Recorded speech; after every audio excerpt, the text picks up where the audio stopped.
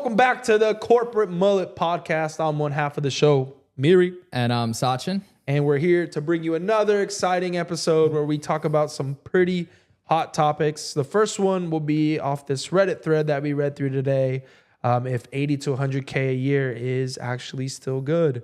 Then kind of diving into the technical sellers replacing the traditional salesman. And then wrapping it all up with the state of the economy. But first, how you been, man? I've been good, man. I've been good. Had a little vacation in Cabo. Ooh. Came back nice and relaxed. But overall, good. Work's been good. Life's been good. How about you with the wedding planning going on in full swing? It's stressful. I feel like I have a kid somewhere.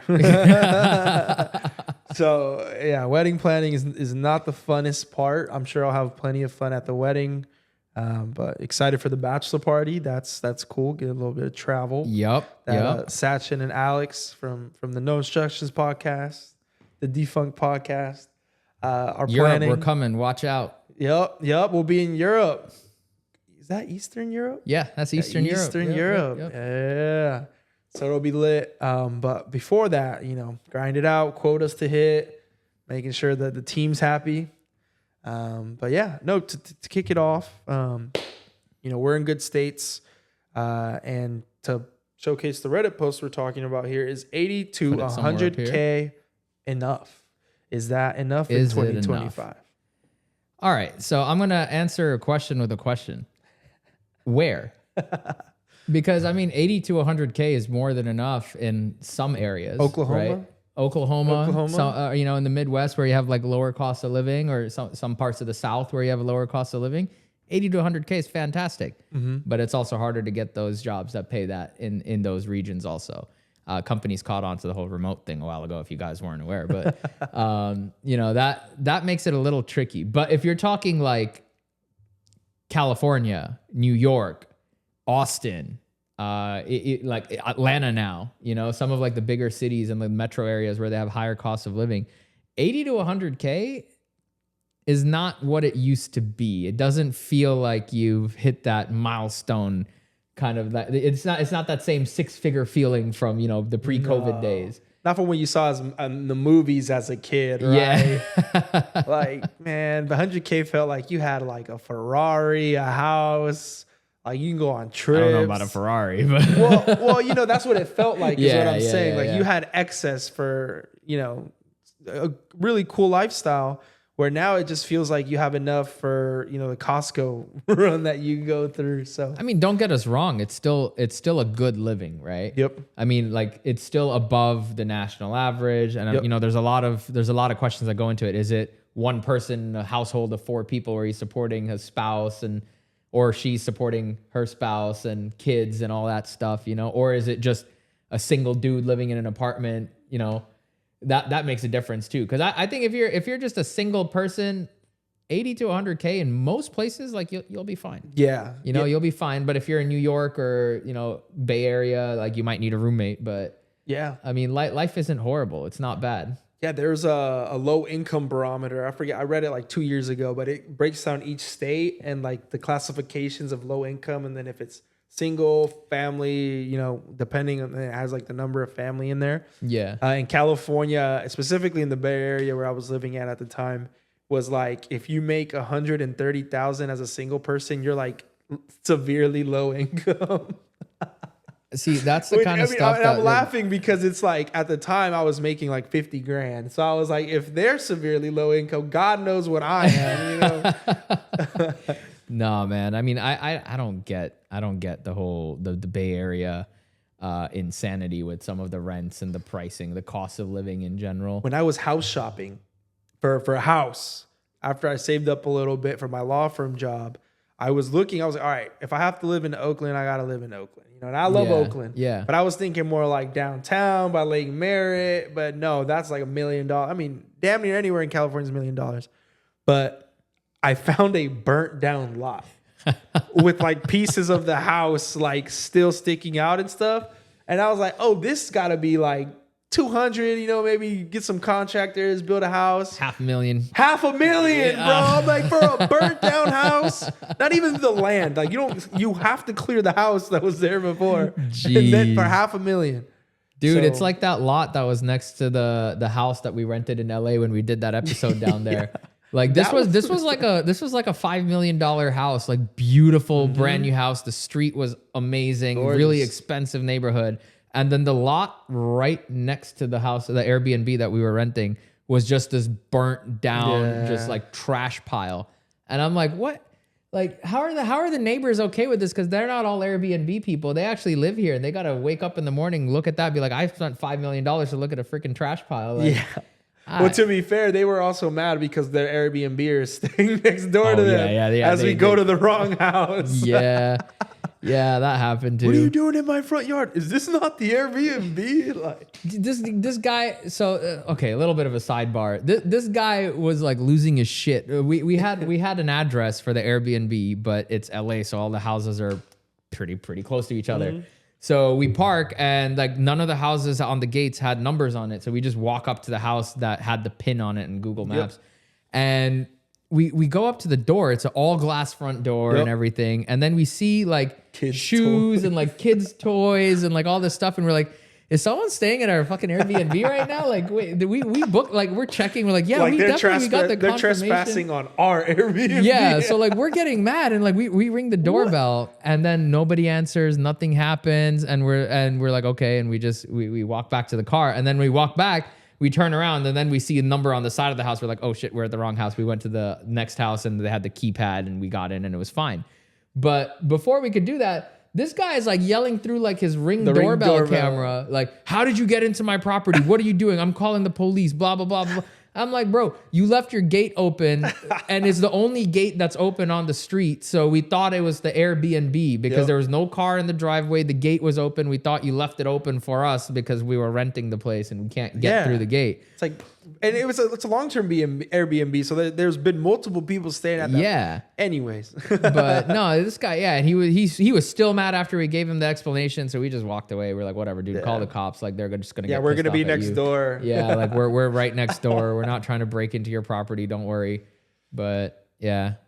But yeah, 80, 100K. Back to the topic. Yeah, back to the topic. That's tough because when Why don't we talk like from in our region, right? Like Sacramento. I feel like 80 to 100K in Sac is pretty good. Yeah. You could have a pretty decent. Yeah, time you can have a in mortgage. Depending, you can have a mortgage. Maybe 3-4 years ago, maybe you could have a 3-4 mortgage. years ago. Yeah, I don't know. You about could drive now. a nice like Lexus and still like enjoy your lifestyle and still save a decent amount. So yeah, I mean, in Sacramento, doable 100%. But yeah, like you said, like Bay Area, maybe New York, a little bit of a struggle. But again, it's all relative depending to what kind of lifestyle you want to live. Yeah. But like, if are we you know living paycheck to paycheck because you're at the bar every day, or are you living paycheck to paycheck because you're fully investing in your 401k and maxing it out and everything? There's like a difference there too. Yep. But I feel like 100K, you need to worry a little bit more about your budgeting and like. And where do your salespeople money goes. usually fall in that spectrum? What do you mean? Are they putting all of it to the 401k? Or are they? Because we are talking about this from the sales Reddit. So I do want to, is it really the 80 to 100K or is it how it's being spent? I mean, I feel like once you're in sales long enough, everyone gets to that point where you're just like, hey, maybe I've been really stupid with my money. And you know what I think it is when you look at your annual report and you're like, really? I made what? I spent that much? Like, that used to be my salary. Like what? I've talked about Monarch on here before. I love Monarch, but man, sometimes I log in and I'm like, I spent how much last month? What? How did that happen? And then I'm like, oh man. Yeah. But no, I feel like that's like a natural progression, right? Like you start overspending because like you get the big commission checks and then eventually it kind of evens out and you'll start investing. And if you don't, man, you better be really, really good at your job to keep making more and more and more money to fund that lifestyle. People don't understand. It's like the majors, bro. Sales is like a major sport. Yeah. It's not forever. If your heart can take this stress every time, man, you got an incredible heart. But same concept, man. It's for the short run, not the long term.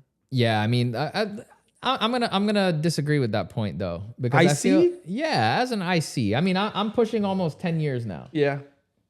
Are you gonna do this when you're 50? No, but here's the thing. Like the way you sell, what you're doing, your role kind of evolves, right? I'm not I have my like core book of business, the folks that I can call to be like, hey, I have an opportunity. Are you interested? And I know that they'll take the call, right? It's not the same as when you're a BDR making 50 to 100 calls a day. I have my niche industry. I have the people that I know. How many people will get to that point? A lot of people. Like most so? like career AEs, most like career ICs are gonna get to that point eventually. Like you're not gonna be in this field for 10 years if you've never made connections, if you never built a network. Well, you know, if you play it right, you will. I guess, but you know that it's more likely than not, if you grind it out for that long, you have a network, you have your niche, you have like your style, and like the stress isn't as bad. Like compare it to like when you started as a BDR and you were stressed out your second week because you were like, I'm not going to hit my quota or whatever. Yeah. Compared to now where it's like, I'll make it up. You know, I'll make it up in the next week. I'll make it up whenever. But like that, you learn to manage that stress, and you have your, you know, your method of how you kind of fill the gap, and you're fine. But yeah, I mean, I don't see I hope I'm not doing this till the day that I die. But no, like, yeah, the stress gets easier to deal with and manage at the end of the day, especially once you have like your long-term clients, right? Like think like my dad. Obviously, it's going to be he's a super stressful role too, but he's got JP Morgan. He's got to focus on them and just. There are not too many of those jobs around, like for that specifically. But I do want to I would be interested to see like the heart attack rate of sales professionals. That's what I mean. Like the amount of caffeine I see consumed on the daily, and like types of, you know what I mean? Like caffeine, you gotta be in a zone. You gotta double pouch the Zins. Yeah, you know, you gotta like that's what I mean by pop some Adderall and hit the ground running. You know, when I was a data analyst, I didn't see too much caffeine flowing around, but when I joined the sales floor, on top of the caffeine. That's why I take ashwagandha. You managed to squeeze it in the episode. He said he was going to drop it in there somewhere. If you're stressed ashwagandha has dropped my stress for this week. It's actually helped me keep focused and run a lot of demos. So no, it is. I highly recommend it. I've used it in the past. It's good. Yeah, it's not bad. If you make 80 to 100K a year, you can afford it too. It's only $20 at Costco. Yeah, invest your money in your health. Boom. There you go. Your health is your wealth. But 80 to 100K though. I think the bigger problem with that is that companies advertise that as the OTE, right? They're like 40, 50K base and then 80 to 100K OTE, but uncapped commissions, the sky is the limit. I'm like, no, you'll be lucky to crack 80 in most when most of the jobs are posted that way, right? Like I think that's where that's where more of the harm lies, is in how these companies market these jobs. Because like if it's 80 to 100K base, dude, that's good. That's really good. Most salespeople would take that in a heartbeat. You know, that's a good starting point. Yep. But 80 to 100K OTE kind of changes the narrative now, right? Yep. Because that now, if your base is like in that 40 to 65 range, get out. Get out. That's tough living, man. That's tough living. And even in the Reddit thread, someone commented, they're like, yeah, why would I not just go and take a job that pays like $30 an hour and not deal with the stress of sales and everything? Yep. And then honestly, the job might not be for you. But also I agree that there's a lot of roles out there where they just take advantage of naive people who are like new to the career, and they see, 80 to 100K is the OTE. That means that's what I'm realistically going to make. And then when they budget and plan their life around that, always use RepView. Love RepView. Ask the recruiter how many reps are hitting quota. Yeah. Ask the team member. LinkedIn's a thing. Because like, yeah, if you budget your life off of that 80 to 100K OTE, you're screwed. Yep. You know, you're also screwed. If the recruiter said, hey, you'll make 300K easy. I'm like, how much do you make? Right. Why aren't you in the role? Why aren't you in the role? Exactly. If it makes 300K. It's so confirmed. Yeah. Like it's crazy how they market some of these roles. So just obviously use your best judgment, be smart about it. And 80 to 100K, if you plan properly, is a great pay, whether it's OTE or base. You know, if you're actually hitting that number as your OTE, depending on where you live, most places you can have a pretty good living. Yeah. And it always just comes down to the upskilling, right? Like if you're not upskilling, that's where you're going to stay. You can be the best BDR, maybe you'll crack that. But, you know, that brings us to the next topic as well, is we're seeing this trend for companies like Salesforce. They put out a whole blog how they're moving to more putting quotas on their technical experts, on like sales engineers, their sales engineers, architects, and stuff like that. what does that mean for the everyday common salesperson? That means you got to learn some code or some technical capabilities. I don't think you need to learn how to code. Maybe not crazy, but you need to know you need to be able to speak the language that people are speaking in. I kind of like this though, because we've always had that sort of like SME salesperson, two in a box kind of partnership, right? Especially in like enterprise services like that. That's just how we operate, because there's no way me as a sales guy. There's no way I'm going to know everything, Like I need those subject matter experts, but I think salespeople do need to step up their game a little bit when it comes to product knowledge and technical prowess. Like know what you're selling, at least to like hold your own in a conversation with someone from an IT team or like a technical team. Kubernetes, mainframe, circumnavigate, all the buzzwords. I had a conversation with someone that's all today. You got to do. And they're like, how do you know that? I'm like, I don't. But no, I mean, like, so there's two sides of the coin, right? Are salespeople not technical enough, or are technical people not salesy? Business That's true. But you're merging two worlds that, like, I feel like it's more natural for the salesperson to gravitate towards that path because they're money motivated, right? So I feel they're going to learn it in order to because if you give a salesperson like, hey, if you learn this, you'll get 100K more on your commission this year. Or yes, I will go. And if they and the icing on the cake is if they see it happen in their org, that's when it'll come to fruition. Whereas if you go to a technical, hey, I need you to hop on this. Really? Like, what do you want? Dude, I have some folks that they're like, hey, pre-sales is my thing. Like, I'm here to help you. And I'm like, perfect. I love you. But that's not every technical person. And then they get like weirded out sometimes, like, oh, can I say that? Like, yeah, bro, yes. We're the experts here coming. I mean, I think it's good that they're kind of pushing the technical teams and the sales teams together, because there's always been like that rift between technical teams and sales teams. I love my technical team.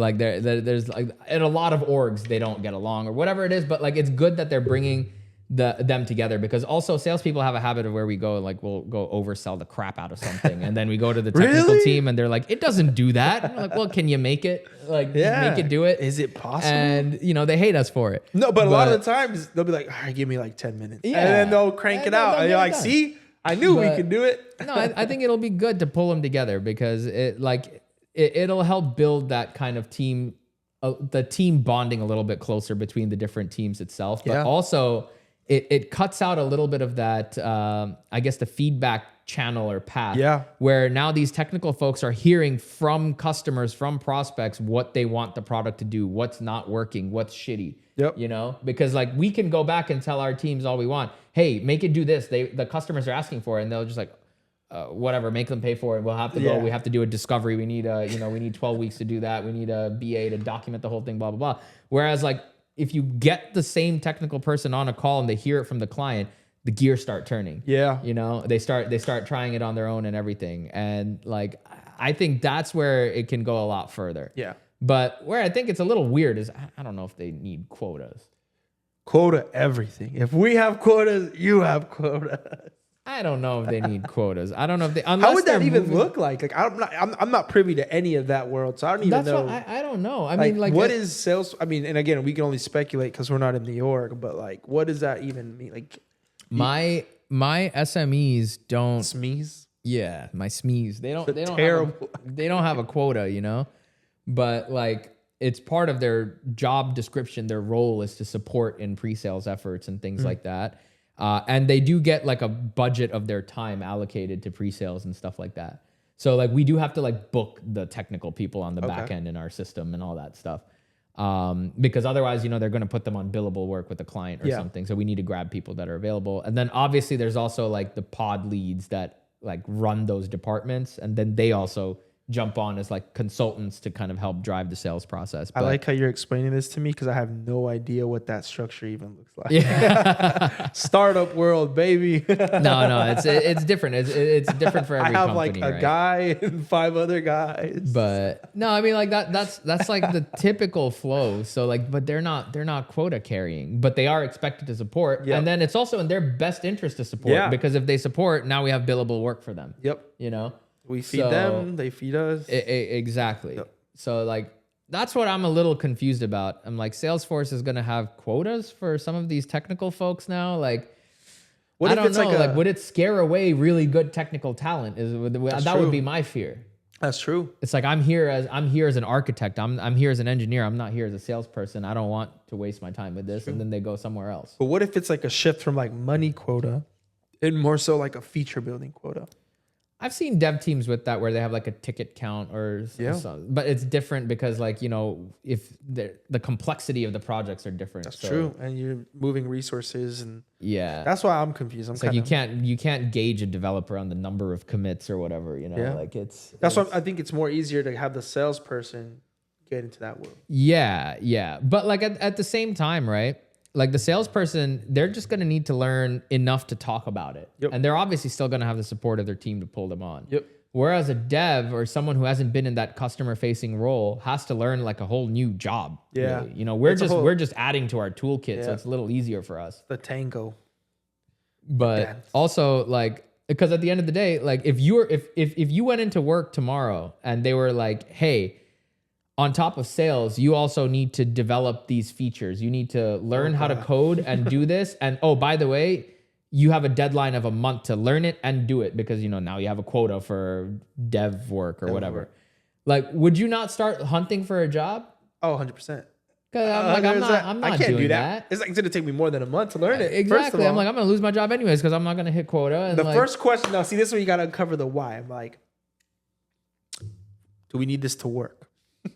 If you don't need it to work, sure, I'll code it for you. Do you just need code? But that's the thing with so you could say this, flip it, right? If a manager goes and asks engineer, hey, you have a quota, go sell. Why can't they turn around and be like, well, do you need the customer to actually buy? Because I don't know how to do this. I'm not a seller. But they can handle that 30-minute demo. They can handle the demo. Yeah.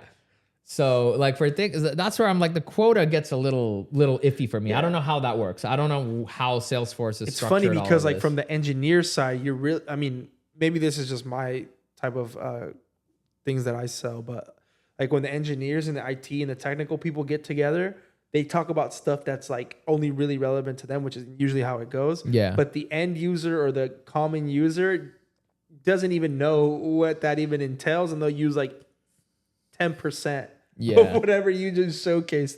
So I've always found it funny when I've had a technical person on the call when they're going into the, you know, the weeds, quote unquote, and the person, you can just see their face like.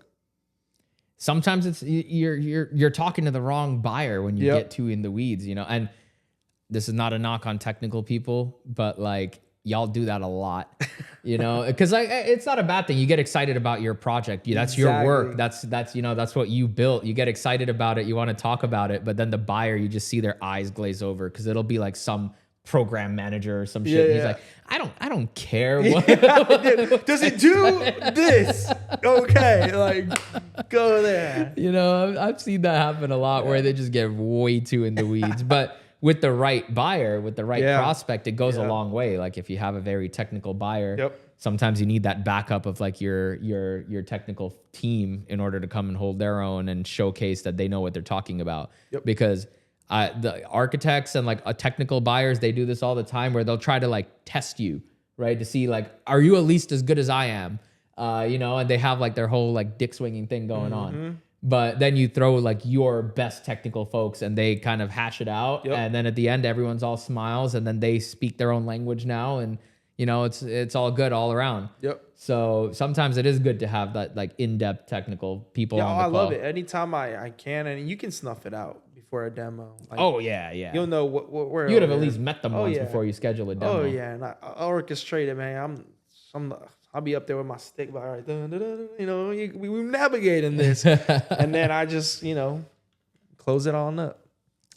So that's always interesting. And it'll be interesting to see how that'll play out. I feel like there's going to be a lot of experimentation now where we're going to see a lot of companies trying out some type of format of whether it be quota carrying for the SMEs, terrible acronym, or some type of AI implementation as we've seen like robo dialers and driving stuff like a lot that. of this, dude. So, but dude, robo dialers suck. No, robo dialers, and it's just so obvious not when all you of them get are, one. Not all of them. Like are you'll be on horrible, hello, click. hi, this is. I'm like, Yeah. all right, you lost me. Bye. Like It's I feel like really even our stupid. generation's like, fuck that. Like I'm not. I mean, they have that delay because then they can detect 'Cause they're if the calling 20 other person- fucking yeah, people. So whoever answers Yeah. first, it just picks that up. So like, I don't like robo dollars, but I think like the whole AI automation thing is making companies rethink like how a sales team is built, who's a part of a sales team, who does what task on that team, you Yeah. know?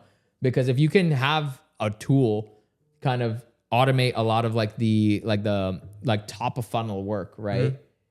Then yeah, a lot of the work, especially at least in like my role, you need that technical expertise. Like I don't go to pitches like, you know, the third, fourth, fifth, sixth meeting. I don't go without my technical folks on there because those are usually more in-depth calls, right? So I'm sure companies are looking at that like, hey, how do we make this more efficient so we get the technical folks involved earlier on in the sales process and we don't have to pay as many people to get this deal to close. Yep. So I'm sure they're looking at all of that and they're going to be testing some stuff out. Yeah. Future. But that's speaking of the future, though, great segue. And I know we covered it a little bit in the past episode as the industry as a whole, but did want to touch in on that because I don't know if you guys are aware, but the economy looks like it's heading down the toilet. Tariffs are being implemented. You know, some jobs, you know, are looking kind of bleak, but the state of the economy. What do you make? We're not economists or anything. This is just. I do have an economy degree. So do I, actually. That's what I'm saying. We're qualified. We're qualified. The graph does this. Elasticity. Yeah.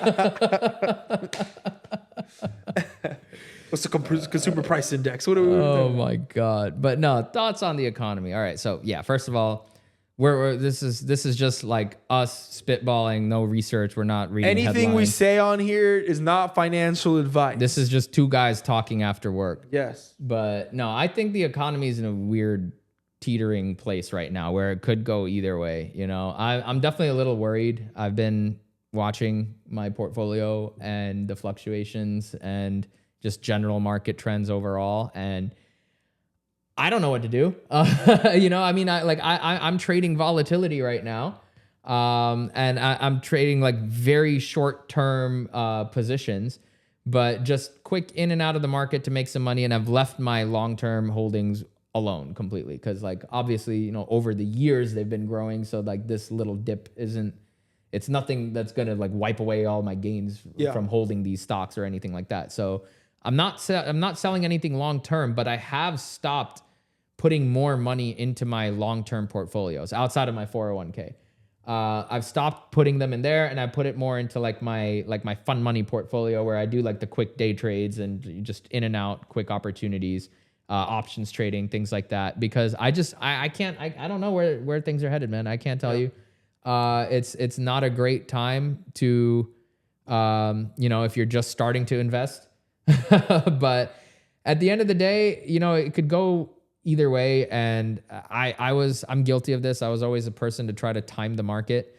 There is no timing the market. Honestly, if you want to just be up at the end of the day, just keep buying, keep investing, you know, dollar cost average your investments over time and, stop waiting. If you're waiting for the right opportunity to buy, stop waiting. Just start buying in, even if it dips, if you're buying ETFs and stuff, like trust in the global economy in the long run. Yeah. That's like kind of where I'm at is like, I'm just like, I have faith in the global economy that it's like, obviously everything isn't going to just go to zero. If it does, we have bigger problems in my portfolio. You know, we have way bigger problems than the fucking stock market at that point. So you're not putting money in Trump coin? No. Bitcoin, Doge, Ethereum, no. I mean, dude, I've tried crypto and I like to invest in what I know. I haven't spent the time to fully learn crypto. So yes, I hold Bitcoin. Yes, I hold Ethereum. I've held it for years. I bought it years ago and just didn't do anything with it. Yep. So, and I don't want to invest in meme coins. I don't like the concept of them. I don't understand them. I think I know more. I know too many people that have been burned by meme coins where I haven't even bothered to spend time to learn anything about them except that they're built on Solana with pump fun or what. I don't fucking know, man. But like, no, I stick to like, I've just like my long portfolios are mainly just Vanguard ETFs. I do like the boglehead, whatever method. But my short-term stuff, I trade off of earnings reports or, you know, whatever's in the news, whatever's like top movers of the day, whatever, for like the short-term trades. I have some filters set up, but, no, that's pretty much it for me, man. Like I just, Any concern with the incoming tariffs? Like I think that I was reading the article today that they're going to going to be hurt food implemented. prices. Mexico, Canada, China. Yeah, the grocery store was crazy, bro. Eggs at Costco are like $25. What? Yeah. Last time I went, there wasn't any eggs. I Now stopped it's trying to even get eggs $25. from Costco. It's insane. Dude, I ordered from Instacart from Sprouts, and I was like, eggs. And every time they're like out of stock, and they send me a picture, everything is sold out.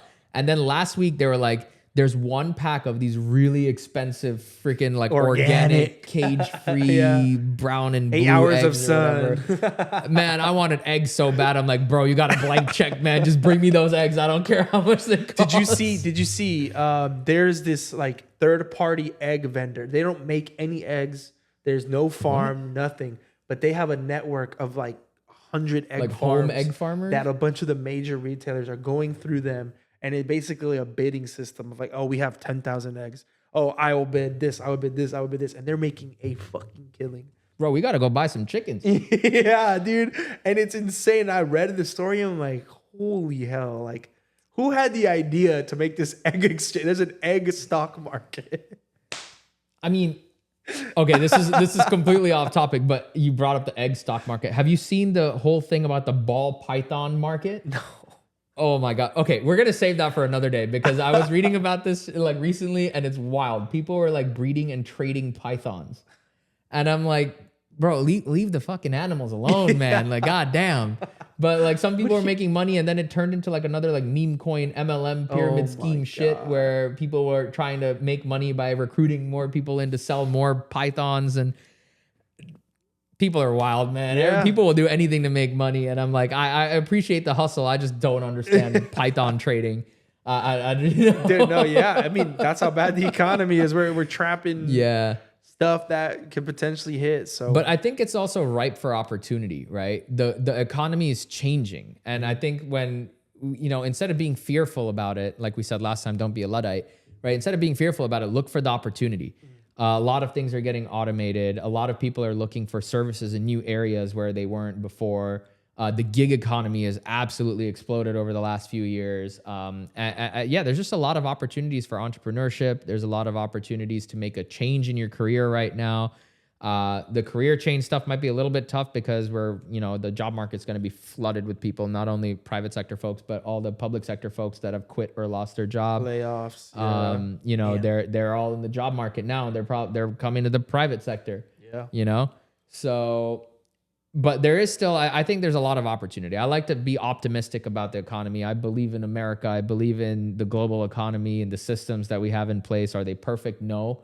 Are we going to feel some pain? Probably. But are we going to make it out the other end alive? Yeah. Yep. And now it's just plan on how you can prepare yourself for the opportunity that arises, right? Yeah. And I feel like I'm going a little long-winded, but I'll say one more thing and then I want to hear your thoughts on it. But like, a lot of people made a killing because they had the money aside, they saved, they budgeted properly, whatever. They were investing actively. The market tanked, they didn't sell. They held, they bought more, and they made a lot of money through the bull run that came from 08, But more than that, there was a lot of people that also had their money aside, ready for the right investment opportunity. And then when real estate was dirt cheap, they bought up a bunch of properties, and now they have, full financial independence, living off of rental incomes, owning apartment buildings, whatever it is. So there will be opportunities like that come out of any economic downturn, right? Yeah. Recessions are where millionaires are made. That's where most millionaires are made, is from recessions. I don't know who said that quote, but I'm sure everyone's seen it a million times everywhere. It's a popular one on Shark Tank. Yeah. I actually haven't heard that on Shark Tank. Yeah. But yeah, so just bide your time, save your money. My long-term investments are only right now going through 401k. But what are your thoughts on just like being ready? Because I see a lot of opportunity for entrepreneurship and for, non-traditional investments per se. if there is an economic downturn or whatever comes of this, there is going to be opportunities to make money. Yeah, and I think we've already identified those too in our own. I mean, we can't share anything right now, but identified some opportunities where we can really make a headwind with some upcoming changes coming up. But for me personally, I'm not doing any. I'm not even taking my own advice because of this wedding, and I'm like, we got married in the wrong year, to be honest. But no, like I think you hit it on the head. You hear it from, like I said, Shark Tank. I think Robert, the shark there, really beats it down. I know Mark Cuban beats it down. That the secret to being rich is it's being ready when that opportunity strikes, and then some of it's luck. A lot of it is luck. A lot of it is luck. Luck happens to people who are prepared. We're looking for it. Exactly. Also, if you're sitting there depressed in your room watching anime all day, and you're like, why am I not a millionaire? Life isn't working for me. I can't do anything about it. No, you're not going to get lucky unless you buy a lottery ticket, and good luck with that. Yeah. But I mean, what is it? What is it? Fortune favors the bold, or brave, whatever it is. bold, Yeah. So go out there, give it a shot, and you might get lucky. If not, try something else. Yep. It's something I heard from someone I know. I'm not going to say names. Told me once that they get a lot of ideas. Yeah. A lot of people pitch ideas. They pitch this, they pitch that, and then they'll be like, "Hey, great. I will invest in this. All I need is a business plan. Who's going to be the technical person, or if it's a technical person, who's going to be the person selling it? Yeah. You come at me with those two things, and I will invest today." And they won't come back. No one does it. 80% of people, 90% of people will just turn around and they're like, you know what? It's not worth the work. This isn't never going to go anywhere. And they just give up. Yep. And, I think a lot of people are falling into that bucket with the economy where it is right now, and also politics where they're at right now. We're not going to go into politics or anything right now, but don't be depressed because of who's president. Like, come on, get out of bed, go to work. Yep. Life care more about moves who's your councilman or your senator. They affect you more. They affect you more, and give America a shot. I don't know. Don't just give up on your country and your job and your life because of the election didn't go your way or whatever. Life goes on, and I think there's he is doing some terrible things, I will say, but that's not a topic for this. That's podcast. Not a topic for not for today. We won't get into politics. Yep. But no, I feel like there's a lot of people who are giving up and losing that motivation and the drive because of the economy and things that you don't have control over, right? Yep. Yeah, you have a power to change things, sure. Your voice matters, all that, whatever, right? But you don't have control over it. You can't go and just change things tomorrow by snapping your fingers. You still got to get out of bed. You still got to go to work. You still got to keep going. Yep. And just find that thing that keeps you moving forward, even when the economy is in the shitter and you open up your laptop and the market's down fucking 2% for the day and it's not even lunch yet. It's like the rep that stares at their pipe when nothing is closing. Exactly. It's like you can stare at that shit all day. Nothing's gonna change. But get your ass on the phone or go prospect some new shit and email, because if the longer you look at that pipe, the worse it gets. Yeah, you're just gonna get in your own head and you keep thinking about what everything can go wrong, and you know what? Nothing's gonna go right if you're. You know what? I like to use this analogy, I guess. But when I was learning how to ride motorcycles in my motorcycle safety course, they were talking about not object permanence. I'm forgetting what it is, but it's basically when you're riding a motorcycle, whatever you stare at is the direction that you're going to head. So if you're going into a corner, but you're staring at the guardrail, you're going to hit the freaking guardrail. You're not going to hit the corner. You're going into the guardrail. So if you're staring at everything that could possibly go wrong, every potential pitfall, your pipeline isn't moving, and you just sit there staring at that, you're going to hit those flaws. You're going to run headfirst right into that. So that turn your head the explains other what way. happened. Huh? He was looking at me. I was going straight. I got run over, and apparently that discredits all of my accomplishments. I was going to say, I know run over someone by watching right now is a little ruffled. So. Yeah. But yeah, I mean, the topic of today's episode really is control what you can control. One of the best things you can also do in this economy is, don't talk behind people's backs. Yes. You have something to say, just say it to their face. Even if you only met them 3 years ago for 30 minutes and you're just holding on to some grievances, hit them up, Yeah. See what's up. That's pro tip. That's how you get through rough economies. Yep. And that brings us to the end of today's episode. Hope you guys enjoyed. We covered a lot of cool stuff. Hit us up in the comments. We actually got a request that we'll be fulfilling after this video. We will. We'll make that short for you, man. We heard you. But yeah, just not in the episode. Yeah, and some cool things for this month coming up. We will be bringing back Alan Cheeseman to the podcast. He's been doing a lot of cool things. He actually recorded, filmed, whatever you'd call it, photographed NBA game. So that would be cool to kind of hear his insights on that. And then just a lot more cool episodes, more cool people hopping onto the podcast. So thanks so much for tuning in. I'm Mike. Oh, wait, before we sign off, actually, also in the comments, we're running a new lens on our camera. Let us know what you think. I want some feedback if we need to switch back to the old lens or not, because I don't know what I'm doing. Yeah. But we'll figure it out. I'm Mike. I'm Sachin. Thanks for watching. Like, comment, subscribe. Peace.